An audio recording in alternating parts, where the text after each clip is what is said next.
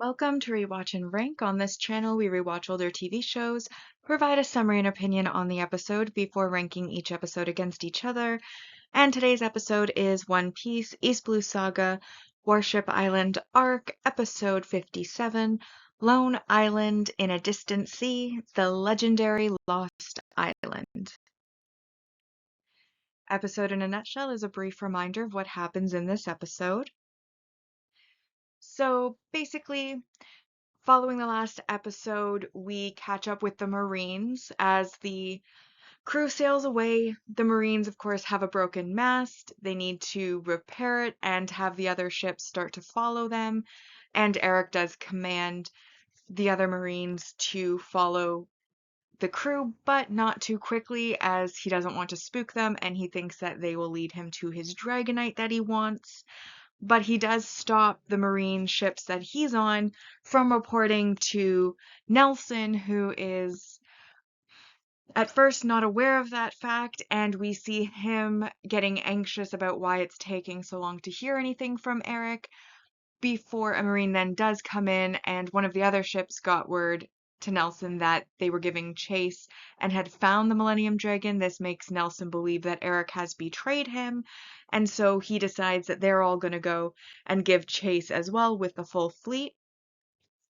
Meanwhile, we then pick back up with the crew, where Apis has made, or rather, Sanji made a meal and Apis is delivering it.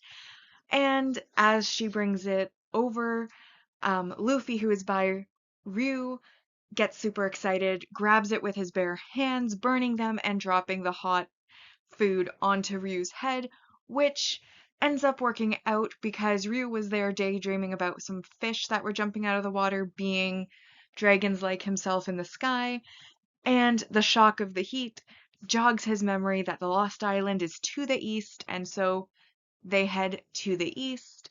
And as they're traveling, there's just some nice slice of life moments on the ship until we reach a mirage where Luffy sitting on the, would it be a lamb head? Like a sheep head, or is it a goat head?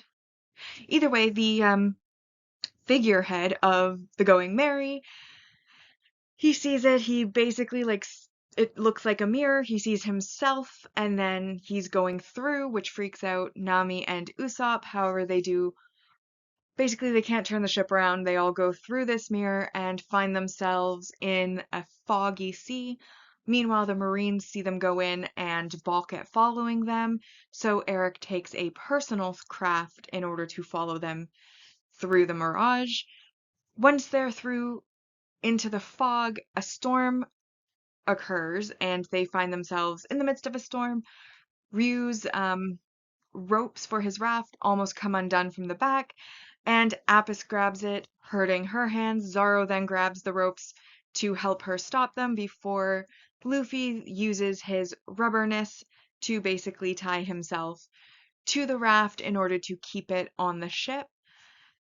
And they eventually do make it out of the storm into the eye of the storm, which is where they find the Lost Island. And upon coming to the island, they find that it is the ruins of an ancient city, which obviously knew about the dragons, as there are dragon motifs all over the place, though crumbled. And Ryuji doesn't really recognize anything, so they decide to take Ryuji up to the peak of the island so that he can see the whole area and decide if he recognizes anything. And so they then drag him all the way up to the top, where they come upon basically what looks like an observatory, and it looks like the key to the doors is the claw that Apis has, except she can't reach. But before they can help her to put in the claw, the ground gives way and they end up tumbling into the bottom of the observatory. And we briefly see that the top of the observatory also has some paintings and is in ruins. And that's where this episode ends. So now that we've been reminded about what happened in the episode, we'll now rank the episode. And as always, we'll start with the mostly objective ranking list, followed by the personal ranking list. And on our mostly objective ranking list, as always, we start with the negative right now. At least for this arc, we're starting negative because it is a filler arc, which means that it has no main plot significance, which does lose it -4 points just right off the bat. Then we have our positive points, and canceling out that first -4, we have the multi-arc main character growth, and this is Luffy with his Gamu Gamu Lasso, which is what he uses to protect the raft from drifting away in the storm when the ropes start to loosen and come undone. And then bringing it up to a 4 points, we have the world building piece, which is the fact that a mirage is capable of hiding an entire island, and that this island somehow magically exists behind the mirage and behind a second layer of protection, which is constantly stormy seas, in which it is in the eye of the storm, and that is, of course, why nobody has found it. But first, the fact that mirages can look like a mirror and they go through it, and to then outsiders, it looks like the ship just completely disappeared. So there's no way to see past the mirage. So it's pretty solid mirage. And then again, a constant storm that you're in the eye of is pretty odd. I mean, it is a fantasy world, so maybe it's normal there, but at least with like regular weather, you don't typically find a sustained permanent storm in which you could build something in the eye of. So I do think that's an interesting piece of world building that makes this world unique or more unique than it already is. And so that then brings this episode to a 4 out of 10 total. And that does put it into last place so far. So the mostly objective ranking has in first the Holy Beast, Apis' Secret, and the Legendary Island. Foreboding of a New Adventure, The Puzzling Girl Apis. Eric's Raid, Great Escape from Gunkin Island. And now this one in last, Lone Island in a Distant Sea, The Legendary Lost Island. Now as for my personal ranking, I like slice of life episodes. I do like, a lot of the like the ship life and the comedy aspects. I do think that the Lost Island is interesting as a setting, how again the mirage is solid, it looks like a mirror when they go through it. They then disappear from sight. The constant sustained storm, and we all know I really, really, really love rain. So rain is a very appealing atmosphere, and anytime rain does appear in media, I often find the vibes to be very good, and I tend to have a more positive opinion of the episode than I would if it didn't rain. So I did enjoy the fact that we got some storm content. Um, I did feel like the episode started slow though, because we had, a sustained period of time where we were with the Marines, with Eric, with Nelson, and Nelson is still disgusting. And he's drawn to, like, he's meant to be that way. So the disgust is actually a success for the show because, we're feeling what they want us to feel. But at the same time, I don't necessarily like feeling disgusted. So not overly fond of that start. That was a bit slow to it.